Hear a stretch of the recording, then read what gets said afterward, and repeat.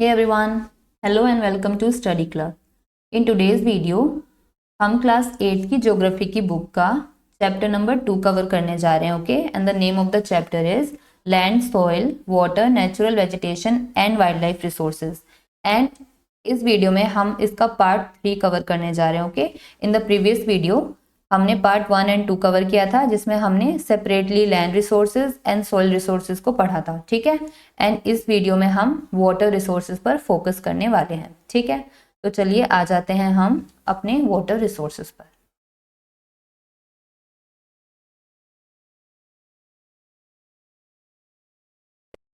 देखो, water resources क्या है कि जितने भी हमारी अर्थ है, ओके, अर्थ पर हम मैंने क्या बताया था आपको कि लैंड है 70% of area is covered with what, land, sorry water. ठीक है, और बाकी का जो 30% है वो किससे कवर है, लैंड से. ठीक है, तो अब देखो अर्थ का जो 3/4 हिस्सा है, यानी अगर हम अर्थ को कवर करेंगे, डिवाइड करेंगे इनटू 4 पार्ट्स, तो उसमें से पूरे जो 3 पार्ट्स है ना, it is covered with water. ठीक है, तो अब हम देखते हैं कि वाटर रिसोर्सेज में क्या क्या चीजें और ये किस तरह से इंपॉर्टेंट है. ठीक है, तो देखो water is a precious renewable resource. तो प्रीशियस है, बहुत कीमती है, एंड क्या है, रिन्यूएबल है. तो रिन्यूएबल रिसोर्स हमने चैप्टर नंबर 1 में पढ़ा था. ठीक है, तो रिन्यूएबल रिसोर्सेज वो होते हैं जो खुद को बार बार रिन्यू करते रहते हैं. ठीक, अब देखो वाटर रिन्यूएबल रिसोर्स किस तरह से हैं कि वाटर भी खुद को रिन्यू करता रहता है, और वो किस फॉर्म में, वाटर साइकिल की फॉर्म में. ठीक है, बचपन से हम पढ़ते आ रहे हैं कि वाटर साइकिल क्या होता है कि वाटर इवेपोरेट होता है, देन वो कंडेंस हो जाता है, और उसके बाद प्रेसिपिटेशन की फॉर्म में यानी बारिश की फॉर्म में वो क्या आ जाता है, वापस से फिर लैंड पर आ जाता है, और फिर यही साइकिल जो होती है हमारी रिपीट होती रहती है. ठीक है, तो इस तरह से ये वाटर क्या है, एक रिन्यूएबल रिसोर्स है. It is very important for our survival. तो देखो अब क्या है, 3/4 of the earth surface is covered with water, which is why earth is called a water planet. तो मैंने क्या बताया था कि हमारी अर्थ का जो 3/4 जो हिस्सा है उसमें क्या है, पानी ही पानी है. ठीक है, तो पूरे 3/4 एरिया पर क्या है, वाटर है. ठीक है, तो आप देख सकते हैं कि वाटर कितने ज्यादा अमाउंट में अवेलेबल है ना. इतने सारे ओशंस हैं. ठीक है, उनमें इतना ज्यादा अमाउंट ऑफ वाटर अवेलेबल है. ठीक है, तो लैंड का जो एरिया है एज कंपेयर टू वाटर वो क्या है, कम है, बहुत कम है. ठीक है, तो देखो अब ये जो होता है कि fresh water is only 2.7% which is found in rivers, lakes, ponds, underground water, etc. देखो क्या है कि अब इतने ओशंस हैं, सीज हैं. ठीक है, तो इसमें जितना भी वाटर है ना वो कैसा है, सलाइन वाटर है, यानी कि वो हमारे कंजम्पशन के लिए सूटेबल नहीं है. और फ्रेश वाटर जो है जिसको हम कंज्यूम कर सकते हैं, which is fit for human consumption, वो कैसा है, वो कितना है, सिर्फ 2.7% अवेलेबल है. ठीक है, यानी कि बाकी जितना भी अब बच गया ना वाटर वो कैसा है, अनफिट है, यानी सलाइन वाटर है, सोल्टी वाटर है, उसे हम यूज नहीं कर सकते. और वो कहाँ पे होता है, ओशंस में होता है, सीज में होता है. और ये जो फ्रेश वाटर है ये होता है रिवर्स में, लेक्स में, पॉन्ड्स में और अंडरग्राउंड वाटर में. उसी तरह से आप आइस कैप्स भी देखते होंगे ना, जो ग्लेशियर्स होते हैं हिमालयाज पे, तो वाटर वो जो फ्रोजन वाटर होता है वो भी फ्रेश वाटर होता है. उसी तरह से रेनफॉल जो होती है वो भी क्या होता है, एक फ्रेश वाटर का सोर्स होता है. ठीक है, तो ये तो हो गया हमारा कि वाटर रिसोर्सेज होते क्या हैं.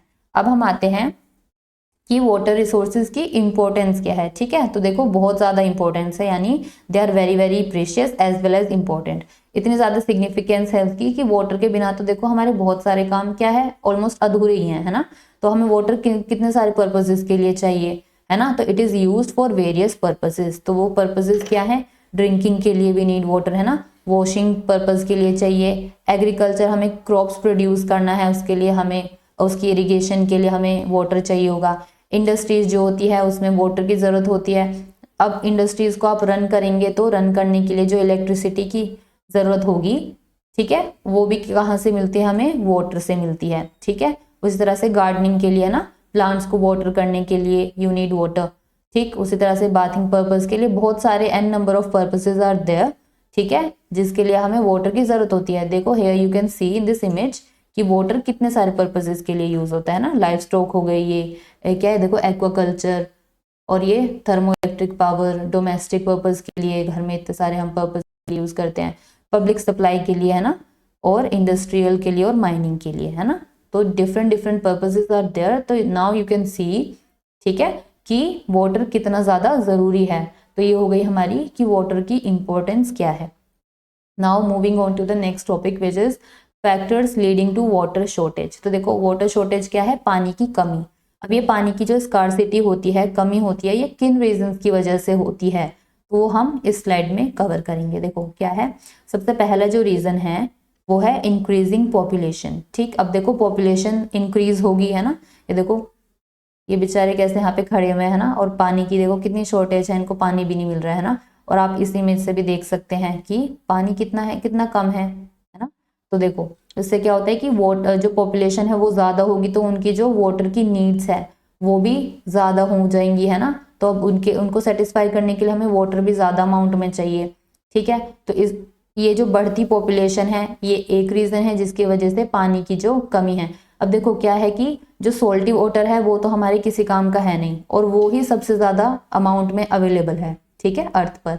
और फ्रेश वाटर कितना है, सिर्फ 2.7%। और इस फ्रेश वाटर को भी हम क्या कर देते हैं, इतना ज्यादा इसको भी इतनी प्रॉब्लम फेस करनी पड़ती है। वाटर क्या हो गया, वाटर पोल्यूशन हो गया है ना, वो हार्मफुल हो जाता है, फिर हम उसे कंज्यूम नहीं कर सकते। तो यू कैन सी कि बढ़ती पॉपुलेशन के साथ में वाटर की जो डिमांड है वो कितनी कम हो रही है ना, तो हम उसको यूज में नहीं ला सकते। ठीक, तो पहला फैक्टर ये हो गया। दूसरा है rise in demand for food. अब देखो ज्यादा लोग हैं ना, अब खाने की नीड तो हमारी है ही, तो अब हमें क्रॉप्स भी ज्यादा लगेंगी फिर खाने के लिए। ठीक, अब उस चीज के लिए फिर इरिगेशन भी चाहिए हमें, है ना। इरिगेशन कैसे करेंगे, वाटर इज नीडेड। ठीक है, अब वाटर नहीं होगा, ठीक है, तो फिर कैसे करेंगे फिर, तो फिर एक ये भी फैक्टर है कि rise in demand for food, कि यानी कि ज्यादा लोग होंगे तो ज्यादा खाने को चाहिए और फिर वाटर की नीड भी ज्यादा हो जाएगी, तो इस वजह से भी हमें वाटर शॉर्टेज फेस करना पड़ रहा है। उसी तरह से urbanisation is another factor. Urbanisation क्या होता है कि जब ज्यादा लोग जो होते हैं वो कहाँ जाके सेटल हो जाते हैं, अर्बन एरियाज में ना, रूरल एरियाज से माइग्रेट करके कहाँ पहुंच जाते हैं, अर्बन एरियाज में। अब वहां पर जब तरक्की आएगी तो वहां पे इंडस्ट्रीज को सेटअप करना होगा, और इंडस्ट्रीज को सेटअप करने के लिए उनको इलेक्ट्रिसिटी कहाँ से मिलेगी, वाटर के थ्रू ही मिलेगी, है ना। वाटर के थ्रू हम जनरेट करेंगे इलेक्ट्रिसिटी। तो ये एक अनदर फैक्टर हो गया, ठीक है, जिसकी वजह से क्या होती है, वाटर शॉर्टेज होती है। Now moving on to the next point which is water pollution.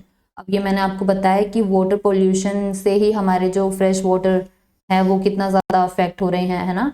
ये वाटर पोल्यूट हो जाता है तो फिर ये हार्मफुल हो जाता है, फिर हम इसे यूज नहीं कर सकते, it becomes unfit for consumption. ठीक है, और ये हमारे फिर किसी काम का नहीं रहता। इवन हमें क्या, ये प्लांट्स के लिए भी किसी काम का नहीं रहेगा, और जो बेचारे जो मराइन लाइफ है ना, जो एक्वेटिक एनिमल्स होते हैं उनके लिए भी कितना ज्यादा हार्मफुल हो जाता है ना। तो उनके लिए तो वाटर ही होम है, तो फिर वहां पर वो सरवाइव नहीं कर पाएंगे, है ना, उनकी डेथ हो जाएगी।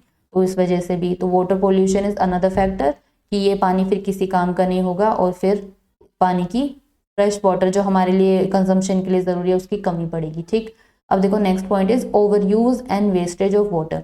तो पानी की जितनी जरूरत है हम उससे ज्यादा अमाउंट में उसको यूज करते हैं ना।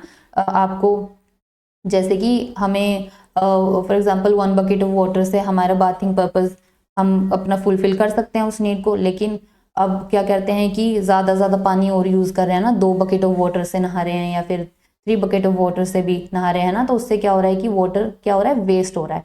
ठीक है, तो ये भी एक अनदर फैक्टर है, ठीक है, जिसकी वजह से क्या होता है कि वाटर की शॉर्टेज हो रही है। तो हमें क्या करना चाहिए, वाटर को सेव करना चाहिए जितनी जरूरत है। जैसे आप वेजिटेबल्स वॉश कर रहे हैं तो अगर वो पानी बच गया तो आप उसे यूज कर सकते हैं ना, आप उससे अपना क्या कर सकते हैं, प्लांट्स को वाटर कर सकते हैं, अपनी गार्डनिंग पर्पज के लिए यूज कर सकते हैं ना। उसी तरह से दूसरे पर्पज में भी ला सकते हैं। तो this is how we can save water and conserve water. ठीक है, तो ये भी एक अनदर फैक्टर है। अब आ जाते हैं अब हम समझते हैं कि डिग्रेडेशन ऑफ वाटर रिसोर्सेज क्या है। तो देखो वाटर रिसोर्सेज जो हैं, ठीक है, वो कितने ज्यादा प्रेशियस है हमारे लिए। तो अब वो जो रिसोर्सेज हैं वो क्या हो रहे हैं, डिग्रेड हो रहे हैं ना। वो कैसे हो रहे हैं, खराब होते जा रहे हैं, किस रीजन से। तो जो सबसे बड़ा रीजन है वाटर रिसोर्सेज की डिग्रेडेशन का वो है वाटर पोल्यूशन। ठीक है, ये तो क्या होता है कि वाटर पोल्यूट हो जाता है। तो पोल्यूट किस तरह से, बहुत सारे रीजंस है, वो अभी हम आगे डिस्कस करेंगे। तो इन रीजंस की वजह से क्या होता है, वाटर पोल्यूट हो जाता है, और फिर वो सबसे पहला जो रीजन है वो ये कि वो फिर हमारे कंजम्पशन पर्पज के लिए नहीं रहता है ना, हम उसे यूज नहीं कर पाएंगे।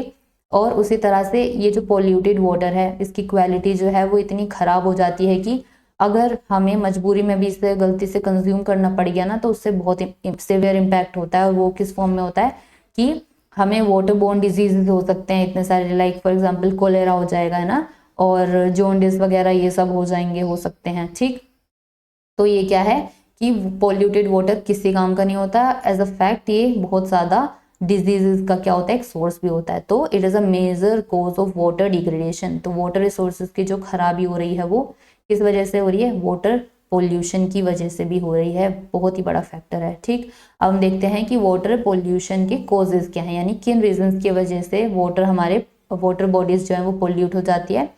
तो देयर आर मैनी फैक्टर्स। ठीक है, आपकी बुक में कुछ दिए हुए हैं, तो we are going to discuss.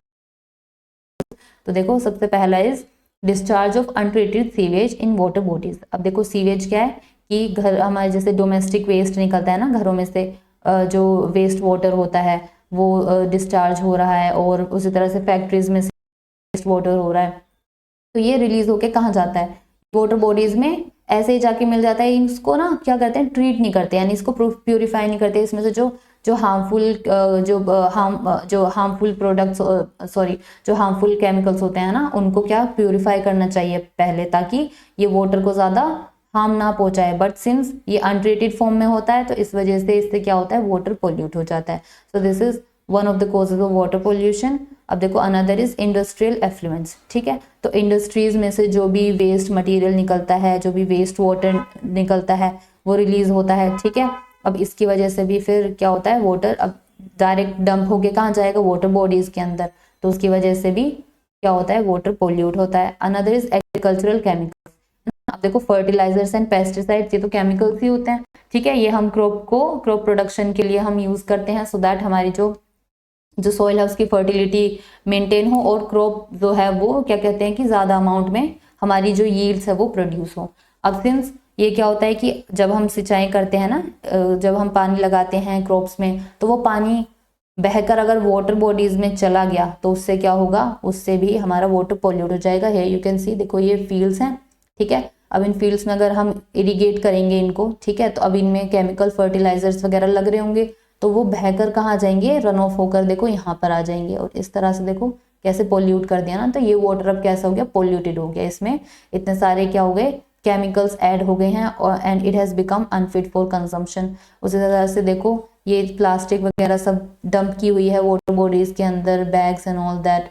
ठीक है, तो कितने ज्यादा प्रॉब्लम्स हैं। तो जो मेरीन लाइफ होती है, ह्यूमन लाइफ तो है ही, साथ ही साथ में जो मेरीन लाइफ है, एक्वेटिक लाइफ है, उनको कितना ज्यादा डिस्टर्बेंस हो रहा है। ठीक, अनदर फैक्टर इज डिफोरेस्टेशन। तो देखो डिफोरेस्टेशन क्या होता है कि कटिंग डाउन ऑफ ट्रीज। ठीक है, तो इसमें जब ट्रीज को हम कट करेंगे तो क्या होगा, सोइल जो है वो इजीली रिमूव हो जाएगी वाटर के साथ में। अब वो जो सोइल जो वाटर के साथ बहकर चली गई है वो कहाँ जाके मिल जाएगी, अगर वाटर बॉडीज में मिल जाएगी तो इसी तरह से वो वाटर कैसा हो जाएगा, गंदा हो जाएगा, है ना। तो ये भी एक अनदर फैक्टर है। ठीक है, अब आ जाते हैं हम नेक्स्ट वाले पर, विच इज, देखो ये हमने इतना कवर कर लिया। अब लास्ट आते हैं हम कंजर्वेशन मेथड्स पे, कि हम वाटर को किस तरह से कंजर्व कर सकते हैं। तो सबसे पहले तो हमें पता होना चाहिए कि what do we understand by conservation of water resources. तो देखो वाटर जो क्या कहते हैं, इतना कम अमाउंट में अवेलेबल है, मतलब वो वाटर जो हम कंज्यूम कर सकते हैं वो इट इज ओनली 2.7% है ना। तो ये जो फ्रेश वाटर है ये इतने सारे लोगों को सेटिस्फाई करने के लिए चाहिए, और उसमें भी हम सब यूज नहीं कर पा रहे हैं क्योंकि वो पोल्यूट हो जा रहा है या उसकी हम वेस्टेज कर रहे हैं, इस वजह से बहुत प्रॉब्लम्स हो रही है। तो इस वजह से हमें वाटर को कंजर्व करना, उसको सेव करना बहुत ज़्यादा ज़रूरी है। किस तरह से कर सकते हैं, देखो सबसे पहला पॉइंट तो क्या है कि water plays a crucial role in the survival of living beings. ठीक है, हमारे सर्वाइवल के लिए, ठीक है, जितने भी लिविंग बींग्स है, प्लांट्स, ओके, एनिमल्स हो गए, हम हो गए, ह्यूमन बींग्स हो गए, तो इनके सर्वाइवल के लिए क्या है, water is very very important.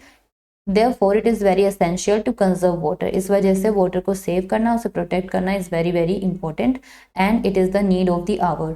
अब देखो क्या है, कौन कौन से मेथड्स है जिनकी हेल्प से हम वाटर को कंजर्व कर सकते हैं।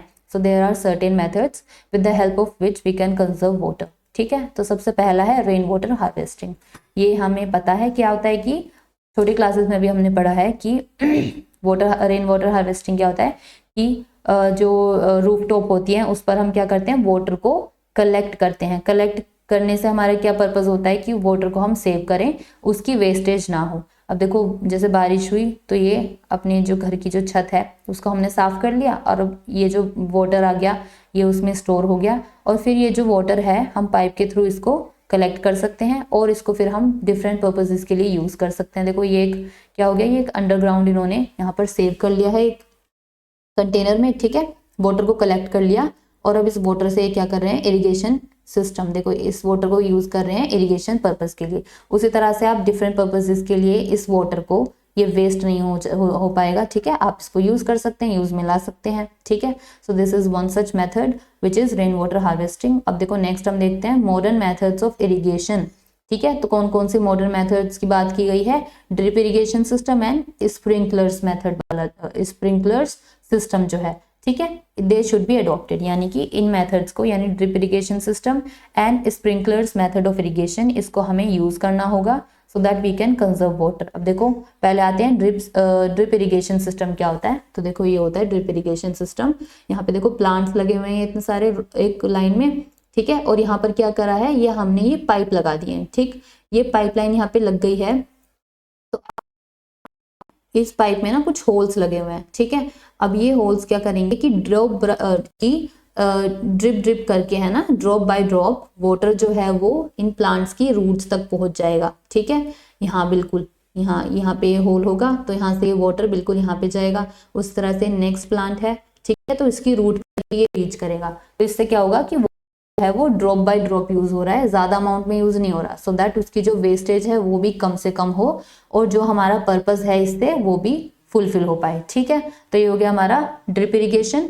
नेक्स्ट आते हैं स्प्रिंकलर्स मेथड पे। तो देखो स्प्रिंकलर्स मेथड क्या होता है कि ये इस तरह से स्प्रिंकलर्स लगा देते हैं हम फील्ड्स में, है ना। अब इससे क्या हो रहा है कि बारिश की तरह ये रेन होती है, ठीक है, ये देखो एक तरीके से रेन लग रही है ना, रेन हो रही है। तो सिंचाई के लिए हमें बहुत सारा, अगर हम ज्यादा अमाउंट में पानी यूज करेंगे तो वो तो एक बारी में बहुत सारा यूज होगा पूरी फील्ड को इरिगेट करने के लिए। लेकिन अगर हम स्प्रिंकलर्स की हेल्प से करेंगे तो हमारे देखो कम पानी में भी वो नीड हमारी फुलफिल हो जा रही है, ठीक है। तो ये दो मेथड्स है, इनको भी हम यूज कर सकते हैं, ठीक है।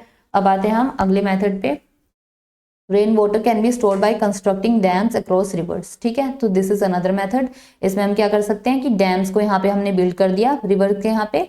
अब ये जो डैम्स है इसकी वजह से क्या हेल्प हो सकती है कि वाटर को हम स्टोर कर सकते हैं और उस स्टोर्ड वाटर को हम बाद में अपने यूज में लेकर आ सकते हैं, ठीक है। उसी तरह से अगर ज्यादा अमाउंट में वाटर हो गया है तो हम उसको इन डैम्स के थ्रू क्या कर सकते हैं, रोक भी सकते हैं, यानी कि फ्लड्स को भी कंट्रोल करने का ये एक जरिया है, ठीक है, उसमें भी हेल्प मिलती है हमें। तो दिस इज अनदर मेथड, ठीक है। तो रेन वाटर को हम क्या कर सकते हैं, स्टोर कर सकते हैं और बाद में उसको हम यूज कर सकते हैं। And the last one is surface water run off can be minimise by vegetation cover to improve underground storage. अब देखो इसमें क्या है कि हम ज्यादा से ज्यादा क्या करें, वेजिटेशन कवर को ग्रो कर दें, यानी कि प्लांट्स और प्लांट्स जो है, ठीक है, प्लांट्स को, ट्रीज वगैरह को हम लगा दें। उससे क्या होगा कि जब हम वाटर करेंगे ना उन प्लांट्स को तो वो जो सोइल है ना वो वहां से रन ऑफ नहीं होगा उसका, ठीक है, और वो जो प्लांट्स की जो रूट्स हैं वो उस वाटर को एब्जॉर्ब कर लेगी और फिर वो क्या होगा, वो वाटर सीप थ्रू होके कहाँ चला जाएगा, नीचे अंडरग्राउंड चला जाएगा और उससे हमारी जो ग्राउंड वाटर टेबल है वो भी क्या हो जाएगी, रिचार्ज हो जाएगी। Okay, so this is it for today. अब नेक्स्ट वीडियो में हम इसका पार्ट 4 कंप्लीट करेंगे, ओके, उसमें हम natural vegetation and wild life resources को कवर करेंगे।